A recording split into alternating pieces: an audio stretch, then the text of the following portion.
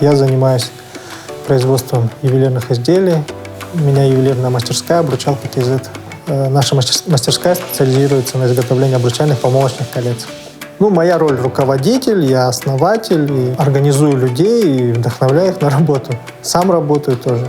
Супруга, она занимается SMM, работой с клиентами, помогает мне в организационных вопросах каких-то.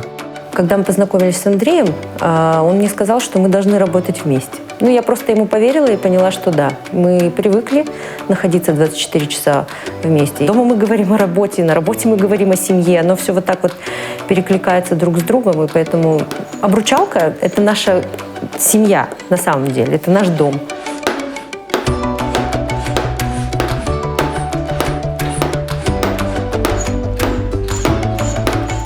Я приехал сюда без каких-либо связей в Алмате, и я решил организовать свою собственную мастерскую. Буквально 2 метра на 2 метра такое помещение, где я принимал людей, разговаривал с ними, и там же делал все работы. И все эволюционно развивалось. Потом я взял еще одного человека, еще. Небольшой бизнес, конечно, это. Но, тем не менее, да, мы живем спокойно, растем.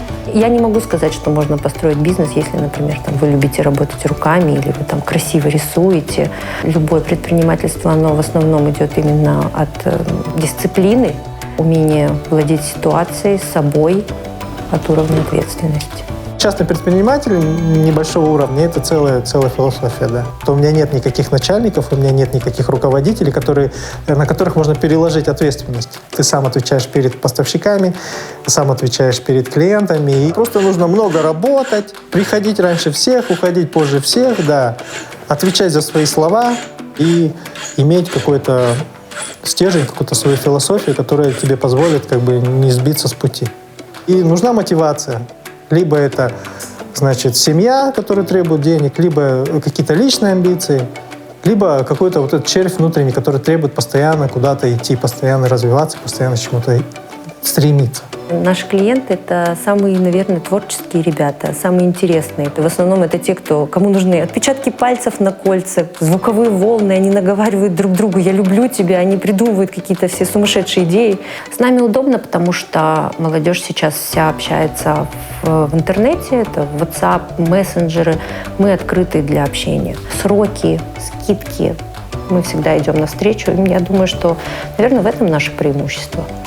У нас нету такого проходящего клиента, да, который шел по улице, увидел вывеску, да, сарафанное радио, интернет-продвижение. И, конечно, качественный контент для соцсетей, это еще одна вещь, которая нас отличает от конкурентов. Очень важно, да, качественно и грамотно оформить свою страницу, да, в соцсетях.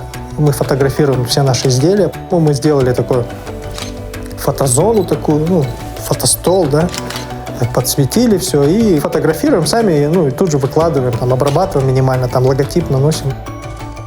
Мы проводим мастер-классы для молодоженов, когда молодожены могут сделать кольца сами для себя. Золото, почему оно такое ценное? Потому что оно, это драгоценный металл, и издревле его ценили, потому что оно не взаимодействует с окружающей средой. Для того, чтобы ваши кольца получились, нужно чистому золоту добавить этих присадок для белого золота. Сейчас я рассчитаю вам. Это очень символично, почему мы, например, начали проводить мастер-классы. На самом деле наша цель была донести до людей, что это круто, что вы сами делаете ваши кольца или хотя бы принимаете какую-то часть участия. Самое главное, да, вы заливаете эти кольца, вы заливаете металл, которым в дальнейшем, из которого сделают ваши кольца, которыми вы обручитесь и будете жить, наверняка всю жизнь. Я решил, что я буду сам запечатлевать это. Это интересно, во-первых, для меня. Во-вторых, это всегда будет в одном стиле с одним почерком. В дальнейшем они могут показать это видео и фотографии своим знакомым на свадьбе. Это как специализированная love story, да, мы делали кольца. И как память. Я поучился этому делу на режиссерских курсах. Сейчас мы будем перекладывать, получается, это тигель. Это ингус. Мы будем заливать в первую форму, в эту. Здесь будет золото в расплавленном виде. Когда я скажу по команде, оно уже будет расплавленным, нужно будет несколько раз туда бросить это буры. Буры — это такая стекловидная форма, она обволакивает металл и предотвращает окисление.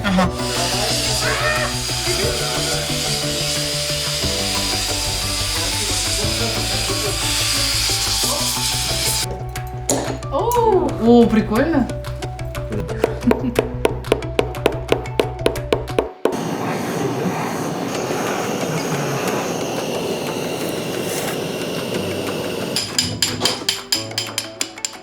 Обручальное кольцо, оно говорит, неоднозначно, да, о том, что человек женат, человек занят, и ритуальный символ, как бы, скрепления двух людей. Мы встретились где-то в 2013 году.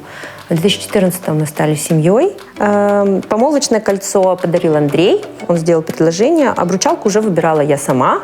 Я ему сказала примерно, что я хочу. Он принес мне его за день до свадьбы. И вот недавно появился наш совместный ребенок. Наличие детей, наличие потомства, продолжение твое тебя стимулирует на собственное развитие, потому что я понимаю, что как бы мое время когда-то закончится, во-первых, когда дети у тебя появляются, ты это очень четко осознаешь, а во-вторых, что на этом мое существование не закончится, оно продолжится как бы. Вообще очень приятно работать в обручалке, потому что есть ощущение того, что ты делаешь то, что делает людей счастливыми, что их кольца действительно уникальны, потому что в них вложили и наши эмоции, и их эмоции. Мы видим результат своей работы, люди благодарят нас, и мы создаем все-таки какую-то красоту. Какая-то частичка нас тоже там есть. Я люблю нашу мастерскую. И мне это даже кажется, что это немножко так прикольно, что мы там под землей, как хоббиты. Ювелирка, она приносит удовлетворение именно своим результатом работы. Я его вижу, я его наблюдаю, он материален, и как бы я доволен. Получаю и доход еще с этого получаю.